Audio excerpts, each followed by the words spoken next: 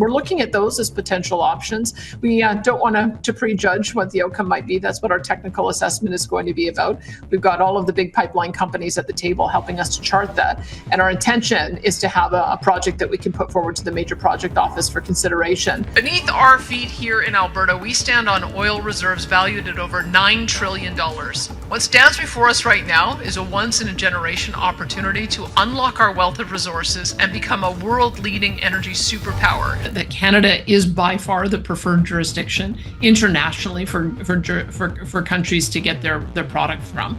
And I think it's incumbent upon us to find a way to do that for the sake of national security, for the sake of energy security, for the sake of alleviating energy poverty. Canada is in shock after Alberta just dropped a bombshell, a major new pipeline deal with the United States that could change everything. Energy experts are calling it game-changing, and critics are already warning of political and environmental chaos. This is a bold, shocking move that has Ottawa scrambling and the entire nation talking. Now, we have a situation where the Venezuelan oil, which is also very heavy, is going to be coming to compete. So the Canadian price of bitumen hit new lows last week, and Carney's under pressure to permit a new pipeline that would diversify sources that could purchase this oil. Asian markets, for example, European markets. He's really getting his head squeezed now on this one, and that's probably a good thing. And just when many people thought that the Keystone XL story was finally dead, something surprising started unfolding. I'm talking about a development that caught a lot of people in Canada completely off guard. Alberta has suddenly stepped into the spotlight again, and this time the move looks bold, strategic, and honestly, a little shocking. It'll be happening in October, I believe. And she's sticking this timeline on him. You better approve this pipeline, otherwise we're going to have a referendum vote immediately afterwards. She's not playing around here. She's not playing games. This is smart politics. Because now there's a brand new pipeline proposal in the United States. And when you look closely at it, something feels very familiar. Analysts, energy experts, and political observers are all saying the same thing. This might actually be Keystone XL coming back through the back door. Yeah, well, I want to see it go in all directions, north, east, west, and south. I mean, I think we all know that the easiest pathway would be south. The U.S. president has said that he wants to have a reboot of the Keystone XL pipeline, so we know that he's interested in seeing more energy come down. The project is called the Bridger Pipeline Expansion, and the scale of it immediately grabbed my attention. The proposal describes a 645-mile pipeline stretching across Montana, starting near the Canadian border and running south into Wyoming.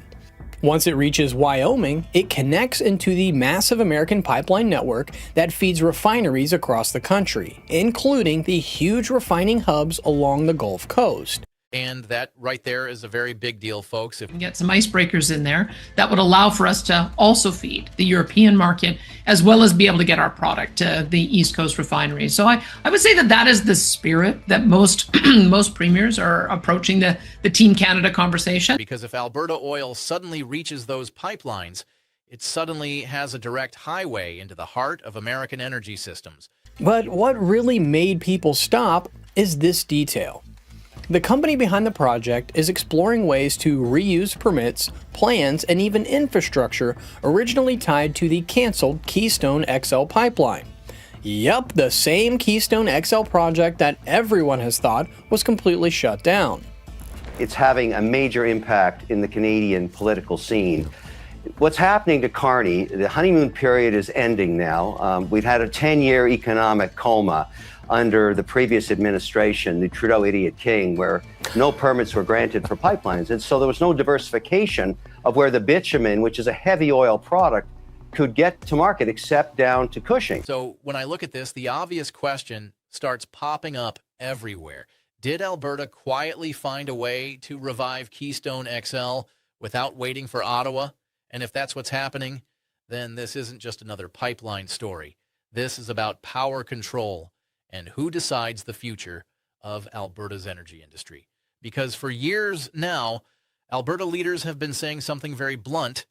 They argue that federal policies and environmental regulations in Canada have made it extremely difficult to build pipelines that will allow Alberta to export its oil efficiently. Now we have a situation where the Venezuelan oil, which is also very heavy, is going to be coming to compete. So the Canadian price of bitumen hit new lows last week, and Carney's under pressure to permit a new pipeline that would diversify sources that could purchase this oil. So now suddenly a major pipeline proposal appears south of the border, mostly on American land, that could move hundreds of thousands of barrels of Alberta crude every single day. Well, that changes the conversation. And to understand why this moment feels so explosive, I always go back to where this entire saga began. Here we've got an oil map of the world. You can see all the pipelines coming from Canada down here. We have the one that goes to the coast here. This is Trans Mountain. This is our one and only. All the rest go down to America. The Keystone XL pipeline was first proposed back in 2008 for Alberta's economy. This pipeline looked like a lifeline. Oil production was booming, but without enough pipelines, getting that oil to market was expensive and inefficient. Keystone XL promised a direct route, but almost immediately the project became one of the most controversial energy battles in North America. Energy exports. And then when you create the pathway for energy exports, you create the pathway for food exports and fiber exports and all of your other basic materials. So I think that a Northwest BC Coast pipeline is going to be the best for all of Canada when it comes to the volumes, the revenue it will generate, and the objective of achieving new markets. Environmental groups pushed back hard. Indigenous communities raised concerns about land rights and water protection. By the time the decision landed in Washington, the pressure was enormous. When Donald Trump became president, he revived Keystone XL almost immediately. His administration strongly supported expanding North American energy production, and Keystone XL fit perfectly into that vision. For a moment, it felt like the pipeline was finally going to happen. But then came another dramatic turn. In 2021, on his very first day in office, President Joe Biden canceled the Keystone XL permit, saying the project conflicted with his administration's climate goals. Just like that, it was over. Years of planning disappeared overnight. Companies had already invested massive amounts of money. Workers were expecting jobs. Entire communities along the proposed route had been preparing for economic growth, and suddenly it was gone. At least that's what everyone thought. Because Donald Trump recently stepped back into the conversation and publicly called for Keystone XL to be revived. On his platform, he urged companies involved in the original project to come back and start building again, promising faster approvals and easier permits. So she's putting a timeline on him. She's putting him on notice here. I've also expressed to him that any delay risks ceding market share, losing investment, and undermining Canada's competitive position in a rapidly changing global energy landscape. The federal government needs to act with urgency to seize this opportunity, safeguard long-term economic security, and secure our energy future. This is brilliant. What she's done here is put a timeline on Carney, basically using his own words essentially against him. Then the Bridger pipeline proposal appeared, and that's where things get interesting. Before we had the Trans Mountain pipeline, when the system got congested, our differential got blown out, and we ended up having to sell our oil at dramatic discounts. With Trans Mountain pipeline, it's now reduced that discount, and so now that the Asian markets are getting used to our product, they want more of it. I've gone to Japan and Korea. I've met with the Chinese ambassador. The proposal pipeline would move about 550,000 barrels of crude oil every single day. That's slightly smaller than the original Keystone XL design, but still incredibly significant. The route would start near the Canadian border in Phillips County, Montana, and then run south across eastern Montana before connecting into Wyoming's energy infrastructure. Once it connects there, Alberta oil could flow deeper into the U.S. system and eventually reach refineries across the Gulf Coast. But what really caught my attention is the strategy behind it.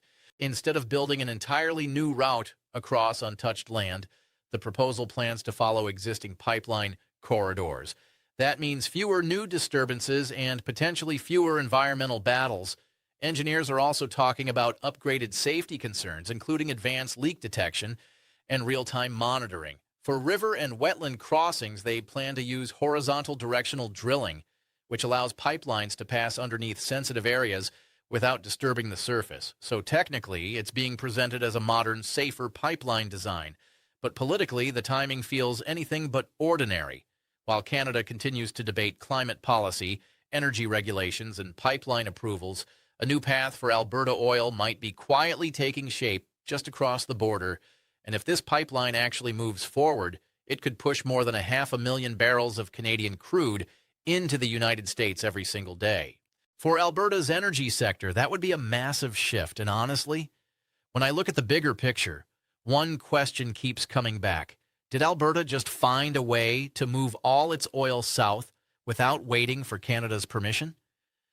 Here is where things start getting really interesting, because I have to ask that question that everyone is whispering about.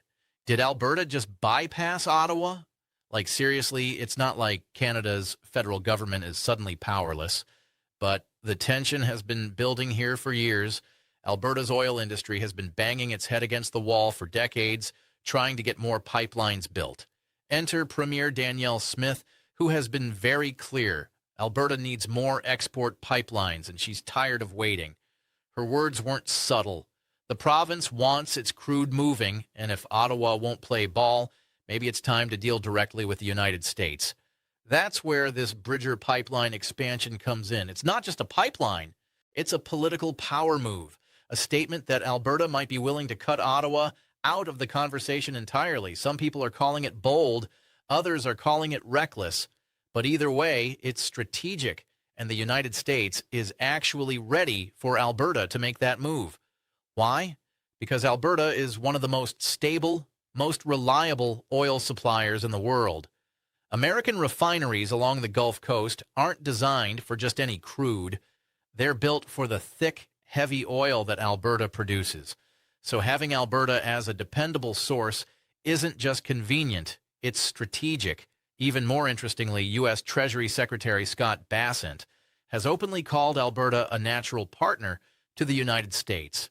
This whole situation is stirring up another layer, the Alberta sovereignty movement. This pipeline debate isn't just about oil. It's about independence, identity, and economic frustration. Residents are fed up. Years of pipeline delays and federal regulations have left many feeling like their province's future is being blocked. Some people are even signing independence petitions. Suddenly, a pipeline is no longer just infrastructure. It's a statement. It's power. And it's making a lot of people rethink what Canada's energy map might look like in the next decade. Of course, you don't pull a move like this without triggering the usual suspects. Environmental groups that fought Keystone XL are already gearing up for round two. Expect lawsuits, protests, and political firestorms as soon as this project officially enters the regulatory process. But there is more than just politics at play. The economic stakes are enormous. The pipeline could create thousands of construction jobs right away. It could massively increase Canada's ability to export crude oil and help Alberta producers earn higher prices for their product. Rail transport, which is currently a risky and expensive alternative, might finally take a back seat. And for the United States, having a stable long-term supply of oil from a trusted partner is a huge advantage, especially in today's unpredictable global energy market. So there is serious money, jobs, and energy security on the line, making this project much bigger than just a piece of infrastructure.